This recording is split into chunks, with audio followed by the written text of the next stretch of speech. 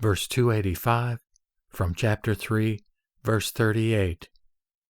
Karma is accumulated by citta and discriminated by jnana, and one acquires by prajna the state of imagelessness and the powers.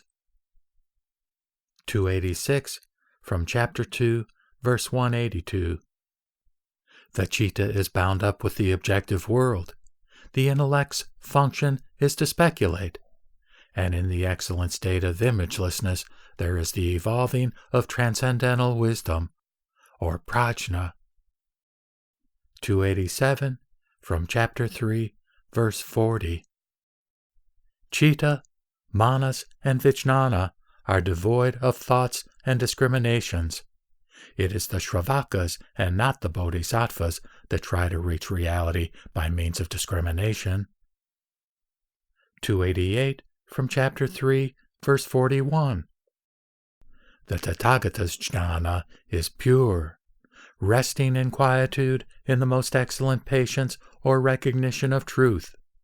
It is productive of excellent sense and is devoid of purposiveness. 289 from chapter 2, verse 183.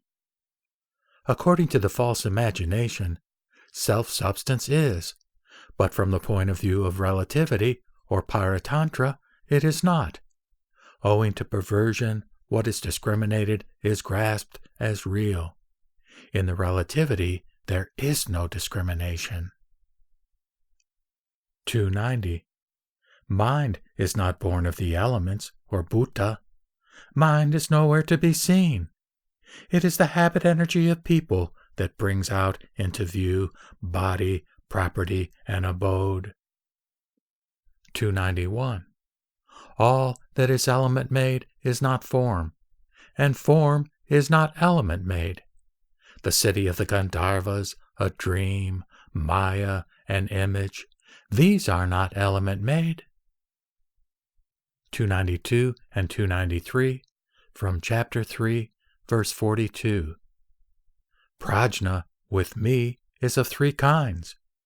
Whereby the wise grow powerful, individual signs are discriminated, and all things are manifested. 294 from chapter 3, verse 43. My prajna has nothing to do with the two vehicles. It excludes the world of beings. That of the Shravakas evolves from their attachment to the world of beings. The Tathagata's prajna is spotless because of its being in accord with mind only. 295.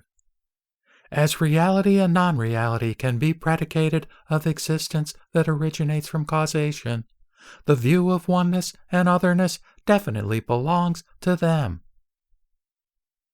296 to 302 from chapter 2, verses 184 through 190. Multitudinous of differentiations is imagined as real by the ignorant, but being like Maya, they obtain not. Varieties of individual forms are discriminated as such, but they really do not obtain. To imagine individual forms is wrong. It puts one in bondage. They are born of mind due to the false imagination of the ignorant. Based on the relativity, they are discriminated. The existence thus subjected to discrimination is no other than its relativity aspect. The false imagination is of various forms. Based on the relativity, discrimination is carried on. Conventional truth, or samvritti, and ultimate truth, or paramatha. If there be a third, non-entity is its cause. The false imagination belongs to the conventional. When it is cut asunder, there is the realm of the wise. As to the yogins, there is one reality which reveals itself as multiplicity, and yet there is no multiplicity in it. So is the nature of the false imagination. As by the dim-eyed a variety of objects is seen and imagined, while dimness itself is neither a form or a no form, so is the relativity discriminated by the unknowing ones. As is pure gold, water free from dirt, the sky without a cloud, so is the mind pure when detached from the false imagination. 303. There are three kinds of my Shravakas: the transformed, the born of the vows, and the Shravakas disengaged from greed and anger, and born of the Dharma. 304. There are three kinds also of the Bodhisattvas: those who have not yet reached Buddhahood, those who manifest themselves according to the thoughts of sentient beings, and those who are seen in the likeness of the Buddha. 305 to 310, from Chapter 2, verses 191 through 196. Falsely imagined existence is not, but from the relativity point of view, it is. Assertion and refutation are destroyed when one is freed from the imagination. If the relativity aspect of existence is, while the imagination is not, this means that there is a being apart from being, and that a being is born of a non-being. Depending on the false imagination, there obtains the relativity aspect of existence. From the conjunction of form and name, there rises false imagination. False imagination can never be perfect knowledge. It is not productive of anything else but itself. Then one knows what is meant by ultimate truth, whose self-nature is purity. There are 10 kinds of false imagination and 6 kinds of relativity. In the knowledge of tathata, innerly attained, there is no differentiation. Truth consists in knowing the 5 dharmas and also the 3 svabhavas.